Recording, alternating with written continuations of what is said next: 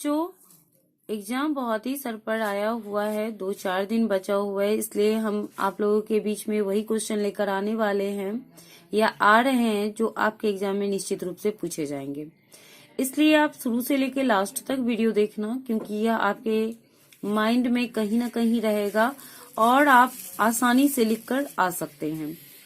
अगर आप मेरे चैनल पर नए होइएगा तो सब्सक्राइब कर लीजिएगा, क्योंकि हम अभी उन्हीं वीडियोस को लेकर आएंगे जो आपके एग्जाम में काफी यूजफुल होगा और उससे क्वेश्चन निश्चित रूप से पूछे भी जाएंगे। ठीक है, तो हमारा जो क्वेश्चन है, राष्ट्रीय आय से आप क्या समझते हैं? राष्ट्रीय आय की गणना करने की किन्हीं 2 विधियों को समझाइए। साधन लागत पर शुद्ध राष्ट्रीय उत्पाद को ही राष्ट्रीय आय कहते हैं। राष्ट्रीय आय अथवा साधन लागत पर शुद्ध राष्ट्रीय उत्पाद मजदूरी, लगान, ब्याज और लाभ के रूप में उत्पादन के साधनों को दिए जाने वाले भुगतानों को बताती है। अगर आप संक्षेप में इसको समझना चाहते हो तो समस्त साधनों भुगतानों के योग को राष्ट्रीय आय कहते हैं। राष्ट्र को जो है लगान भारतीय नागरिक देते हैं, मजदूरी देते हैं, तो इस तरीका से जो भी मजदूरी मिलता है, लगान मिलता है, ब्याज मिलता है, विदेशों से जो प्राप्त आय होता है, वो सभी का जो योग होता है उसको राष्ट्रीय योग कहा जाता है, राष्ट्रीय आय कहा जाता है। ठीक है, किसी भी एक लेखा वर्ष में किसी देश की घरेलू सीमा में अर्जित कुल साधनों आय। अब भारत के पास आय यहाँ पे भारतीय ही नहीं बल्कि केवल राष्ट्रीय आय के बारे में पूछा जा रहा है। तो किसी भी देश का लगान मिलता है, मजदूरी मिलता है, ब्याज का लाभ मिलता है और विदेशों से जो प्राप्त आय होता है, सभी को जोड़ कर शुद्ध राष्ट्रीय उत्पादन या राष्ट्रीय आय कहलाएगा, अगर सभी को जोड़ दिया जाएगा तो। ठीक है, तो आप इसको क्लियरली याद कर लेना कि साधन लागत पर शुद्ध राष्ट्रीय उत्पाद को ही राष्ट्रीय आय कहते हैं। राष्ट्रीय आय अथवा साधन लागत पर शुद्ध राष्ट्रीय उत्पाद, जिसमें मजदूरी आ जाएगा, लगान आ जाएगा, ब्याज और लाभ के रूप में उत्पादन के साधनों को दिए जाने भुगतानों को बताती है। ठीक है, और फिर इसको आप संक्षेप में लिख लेना कि संक्षेप में समस्त साधनों भुगतानों के योग को ही राष्ट्रीय आय कहते हैं।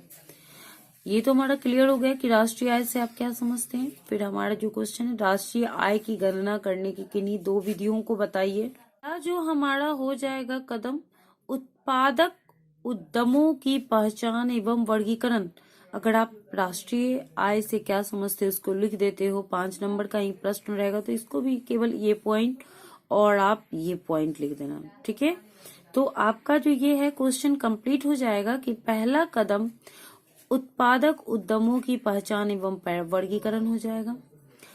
दूसरा कदम शुद्ध उत्पादक मूल्य की गणना हो जाएगा। इससे भी कहीं आपको पूछ देगा कि राष्ट्रीय आय की जो गणना है उनके विधियों को बताएं। जब विधियों को बताना रहेगा तो फिर आपको पूरा इसको लिखना पड़ेगा, तो उसके आधार पे भी हम बता देते हैं। पहला कदम उत्पादक उद्यमों की पहचान एवं वर्गीकरण। राष्ट्रीय आय के माप से इस ढंग में सबसे पहला कदम एवं अर्थव्यवस्था की विभिन्न उत्पादकीय इकाइयों की पहचान तथा वर्गीकरण है। मतलब राष्ट्रीय आय का जो माप होता है ना, उसका जो माप होता है, इस ढंग में सबसे पहला कदम एक अर्थव्यवस्था की विभिन्न उत्पादकीय, जहां से उत्पादक होता है, उसकी इकाइयों की पहचान और उसका वर्गीकरण है। विशाल दृष्टिकोण से एक अर्थव्यवस्था का निम्न भागों में वर्गीकरण किया जा सकता है। विशाल दृष्टिकोण से एक अर्थव्यवस्था का बहुत सारे भागों में क्या किया जा सकता है? विभाजन किया जा सकता है। प्रशासकीय क्षेत्र, गौण अथवा द्वितीय क्षेत्र और तृतीय क्षेत्र। दूसरा कदम हो जाएगा शुद्ध उत्पादक मूल्य की गणना। दूसरा कदम क्या हो जाएगा, शुद्ध उत्पादक मूल्य की गणना। पहले कदम में चिन्हित प्रत्येक उद्यम द्वारा शुद्ध मूल्य वृद्धि की गणना करने के लिए निम्नलिखित अनुमान लगाए जाते हैं। पहला जो उद्यम था, प्रत्येक उद्यम द्वारा शुद्ध मूल्य वृद्धि की गणना करने के लिए निम्नलिखित अनुमान लगाए जाते हैं। उत्पादन का मूल्य कितना होगा, मध्यवर्ती उपभोग का मूल्य कितना होगा, अस्थायी पूंजी का उपभोग कितना होगा।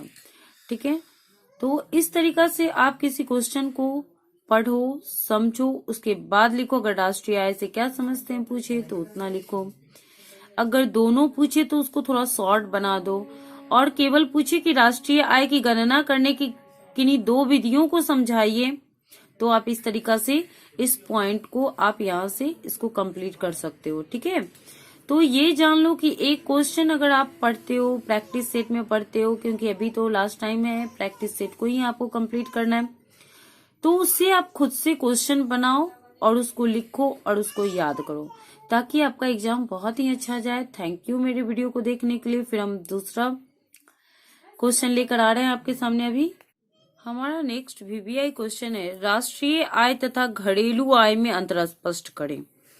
राष्ट्रीय आय एवं घरेलू आय में निम्नलिखित अंतर है। ठीक है, इसका संबंध सार्वजनिक तथा निजी क्षेत्र की आय के प्रजनन से है, क्योंकि राष्ट्रीय आय जो होता है, सार्वजनिक आय जो होगा और निजी क्षेत्र का जो आय होगा वो राष्ट्रीय आय हो जाएगा। ठीक है, और घरेलू आय जो होगा यह एक प्राप्ति की धारणा है, इसमें सार्वजनिक क्षेत्र की आय शामिल नहीं होती है।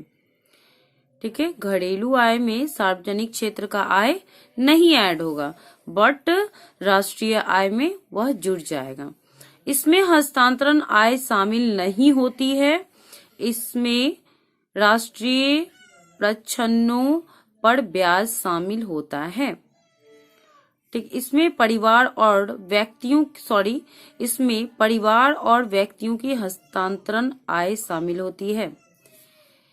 इसमें सभी इसमें जो है बहुत सारे लोगों का जो आय होता है वो जुड़ा हुआ नहीं होता है, लेकिन घरेलू जो आय होता है वो छोटे स्तर पे होता है, इसीलिए जो है इसमें परिवार और व्यक्तियों का जो हस्तांतरण आय होता है वो भी शामिल होता है। ठीक है, तीसरा पॉइंट है हमारा, इसमें राष्ट्रीय प्रच्छन्नों पर ब्याज शामिल नहीं होता है, क्योंकि अगर सार्वजनिक क्षेत्र का कोई उद्योग होगा, ठीक है, तो उसमें ब्याज शामिल नहीं होगा, है ना, लेकिन इसमें राष्ट्रीय प्रच्छन्नों पर आय शामिल होगा, क्योंकि यह घरेलू आय है ना, यह घरेलू जो उद्योग होता है उसके आधार पे आय होता है।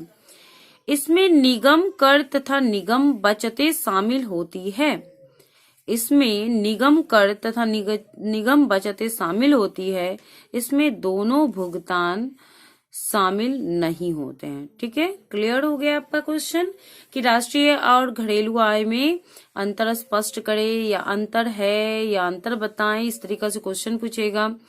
तो इसका संबंध सार्वजनिक तथा निजी क्षेत्रों की आय से है, इसका संबंध जो है सार्वजनिक और निजी क्षेत्र की आय से है, इसका संबंध जो है वो सार्वजनिक और निजी क्षेत्र से संबंधित नहीं है, इसमें हस्तांतरण आय शामिल नहीं होता है, इसमें हस्तांतरण आय शामिल होता है। इस तरीके से आप इसको क्लियर कर लेना, इसको याद कर लेना, यह आपके एग्जाम में अक्सर पूछे जाते हैं या पूछ सकता है। थैंक यू मेरे वीडियो को देखने के लिए।